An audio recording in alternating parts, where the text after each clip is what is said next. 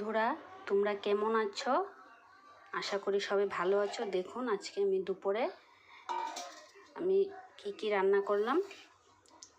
আজকে আমি বানিয়েছি পুঁটি মাছ দিয়ে, ঝিঙে দিয়ে, তারপর 3 কাটালি মাছ দিয়ে, পেঁয়াজ দিয়ে করেছি। তারপরে করেছি এখানে পাবদা মাছ দিয়ে, আলু দিয়ে ঝোল করেছি। দেখুন কেমন হয়েছে। তারপর সাথে আছে পাট শাক করেছি। তারপরে করেছি ভুল দিয়ে শুকনা মাছ দিয়ে। তোমরা এইভাবে ভুল দিয়ে শুকনা মাছ দিয়ে কে খেতে ভালোবাসো আমাকে অবশ্যই কমেন্টে জানাবে। তারপর সাথে লেবু কেটে রেখেছি। আর আছে দেখুন এখানে সাদা ভাত।